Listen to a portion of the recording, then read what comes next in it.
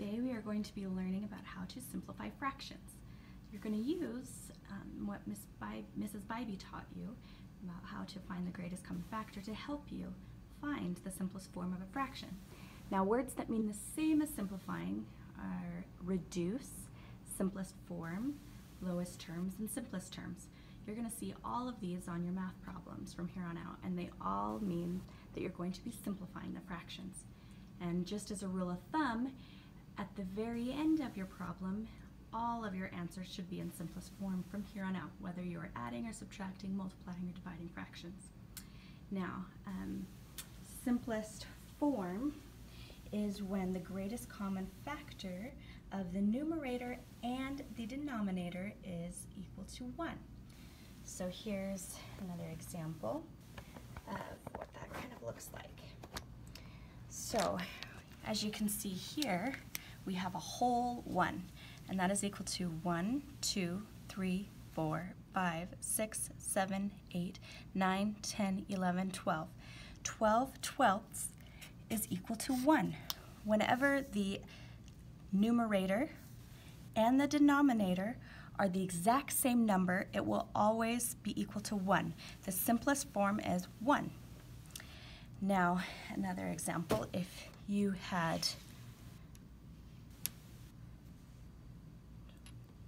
15 twelfths, you can see that 3 twelfths is equal to a fourth. So if you had 15 twelfths, it would be equal to 1 and 1/4 in simplest terms. Now we're going to go and I'm going to show you how to use greatest common factors to find the simplest form. So on your independent practice here, we're just going to go ahead and we're going to skip around, and I'm going to show you a couple different ones. We're going to first do 12 24ths.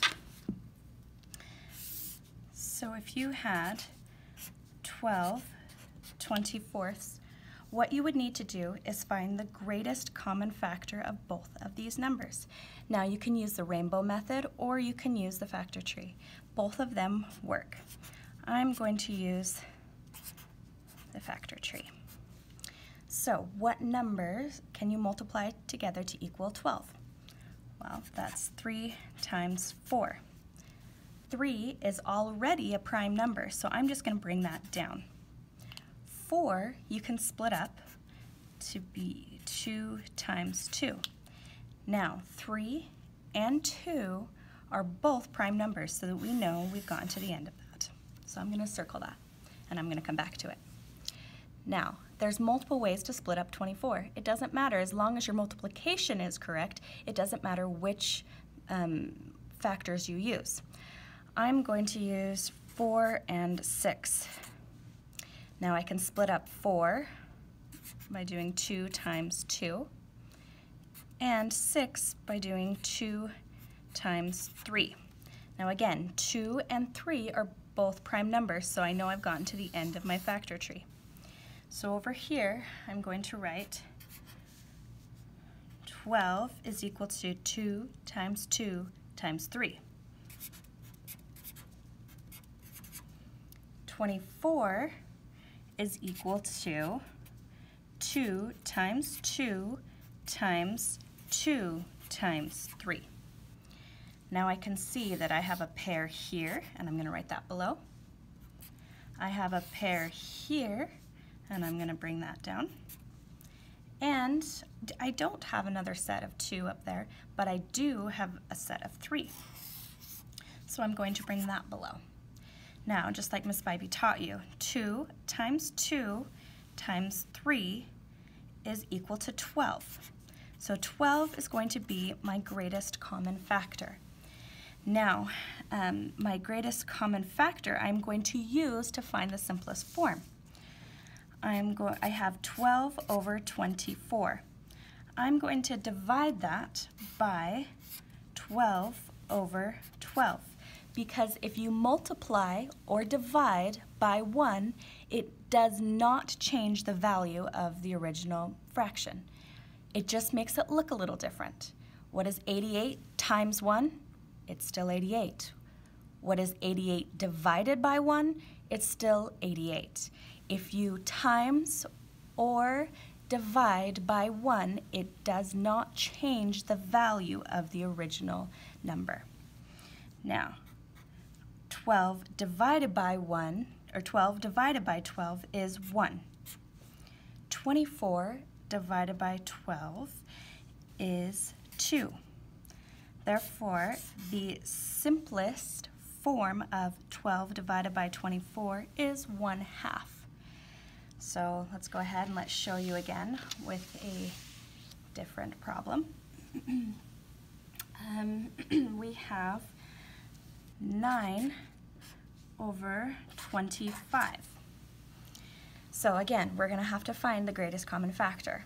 When we have 9 and we have 25. And whenever you find the greatest common factor, that will automatically take you to the simplest form. So you can split up 9 by doing 3 times 3, and both of those are prime numbers, so you have found the prime factorization. Now, how can you split up 25? You can do it by 5 times 5, and both of those are prime numbers. Now, if you look at these, you can see 9 is equal to 3 times 3. 25 is equal to 5 times 5. There are not any matches. Now, if there's not any matches, that tells you that you can only divide this by, or you can only use 1. 1 is the greatest common factor. So you know that 9/25 is simplified.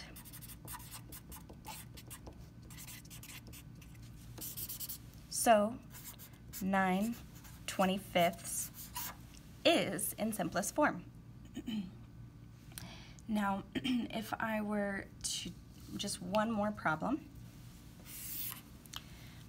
if I'm trying to find the simplest form of 21 over 30, again, I'm going to find the factors of 21 and 30.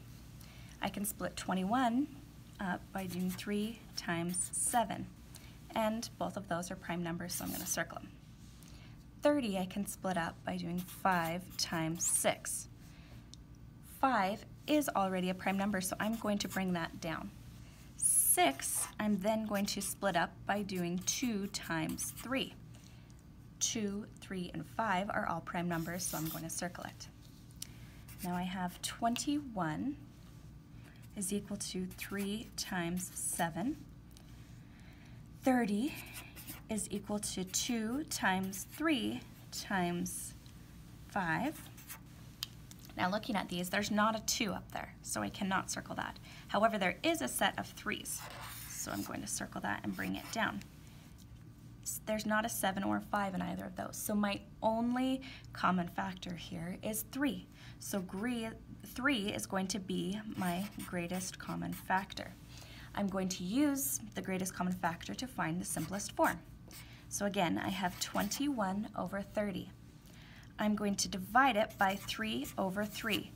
The reason I could do that is because 3 over 3 is equal to 1, and if you divide or multiply by 1, it does not change the value, it just makes it look a little differently. Now 21 divided by 3 is 7. 30 divided by 3 is 10. So the simplest form of 21 divided by 30, or 21/30ths, is equal to 7/10. 7/10 is my simplest form. Now, if you have any other questions, then just let your teachers know.